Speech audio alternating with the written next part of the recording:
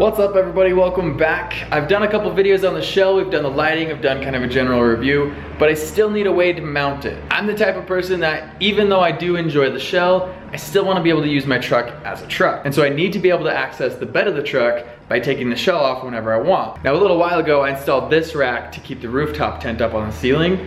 We're gonna do the same type of thing on this side of the garage, but the difference is I can't use the same system that I used for the rooftop tent because that rack up there doesn't fit on this side. The reason for that is because the studs on this side are further spaced than the studs on that side. So today I'm gonna keep it pretty simple. We're gonna do a simple setup where we just have some eye bolts up in the ceiling, some straps that come down, and some pieces of wood that'll go underneath the shell. But I'll show you how it's all gonna work out. Let's get started. What I've done is I've gotten a bunch of these eye bolts that we'll put up into the ceiling. And I got some of these straps that'll hang down from them. And then I've also got some boards that'll go across the shell, one up front and one back here in the back. And then the straps will go up here to the ceiling and then come down, hook into the boards, and we should be able to just lift it up. I already have the 2x4s. I got them out of a dumpster of a nearby construction site, just some scrap wood they weren't gonna use. I'm only gonna need about 5 or 6 feet to be able to go all the way across the shell. So right now I'm gonna head over to Zach's office. We'll measure everything out, get the proper length, drill a couple holes. And then from there, I should be able to come back here, measure everything up here on the ceiling, drill the eye bolts in, and have the system basically done. The one thing that I don't love about filming in here is the fluorescent lighting. It does something weird with the screen, and so it puts like this bar in there. And so if you see like a light yellow bar, I apologize, I don't know what it is. It's just something with the lights flickering, messes with the camera. Anyway, what I need to do now is unbolt the shell from the truck and then lift it up a little bit, put one of those pieces of wood underneath, and see how much space I need on each side to be able to lift that up from the ceiling.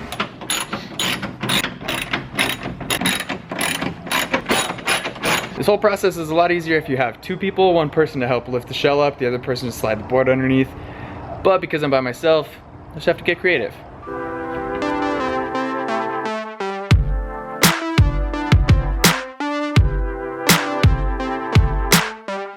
All right, so the way I've got it set up right now, I've got the board going through like I want it to, and then I've got about 4.5 inches on each side. So now that I have the measurements right, I can take that board out, match it up with the one on the floor right here, and I can make my cuts. It's about 6 feet total, which makes pretty good sense since I think the beds are about 5 feet wide.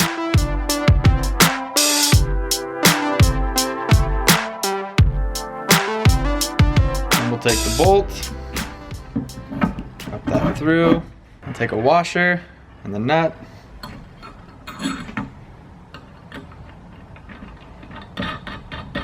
And then it'll sit like that. Now all I need to do is go back, drill the eye bolts into the ceiling, and then get the straps, hook them on each one of these, and then see if it works.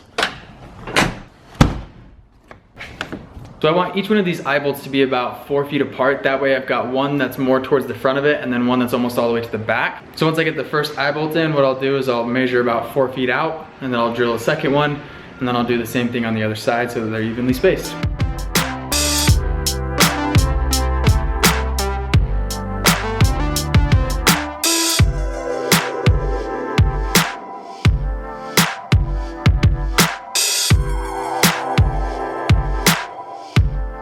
So on this eye bolt right here, I'm gonna leave a little bit of slack just so that it can spin.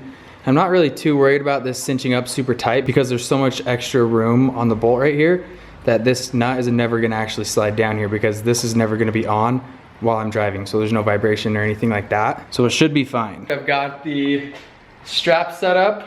I've got the beams ready to go underneath the shell. All I have to do now is back the truck up, put the boards underneath the shell, and see if it lifts up. So the tricky part with this is gonna be getting the boards underneath before I back up. Because once I back up, I'm so close to this back wall that it's gonna be too tight. I won't be able to open up the shell and get underneath it. So I gotta get the boards underneath first, then back up, then lift it up.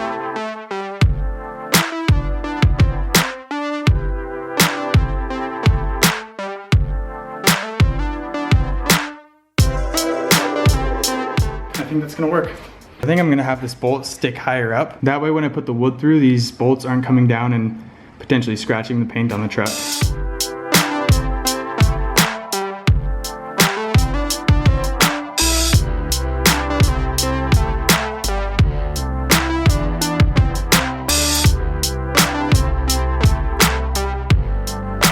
Okay, so it definitely is a lot easier if you have 2 people because it's easier to lift it and just kind of cinch the strap up as you lift it up. But it is possible to do it with just 1 person. It just takes a little bit more time and it's a little bit more difficult to adjust it. Each one of these straps that I'm using has a 400-pound working load, and the cap itself is only maybe like 200 pounds. And then once I have it up high, then I'll actually just tie those straps around themselves and put a knot in there. That way, if the straps get loose and they start to come down, it'll catch that knot that I've tied around it and it'll stop it from coming down on top of my truck. So that's how it's gonna work. I'll have the shell right there that's kind of just sitting there until I want to use it, and then I can put it on the back of the truck. Or if I need to use my truck to haul a dirt bike or anything else where I actually need the bed of the truck, I can just put the camper shell back up there. And then of course we have the bed bars with the rooftop tent up there being stored for the winter. So here's the look at how everything turned out. We've got the 4 straps. Those straps come down. We've got the bars underneath. All the electrical that we did the other day is still right there with that connector. Thanks again for watching, guys. Make sure you give this video a thumbs up and hit that subscribe button so you don't miss any future videos. And I'll see you around.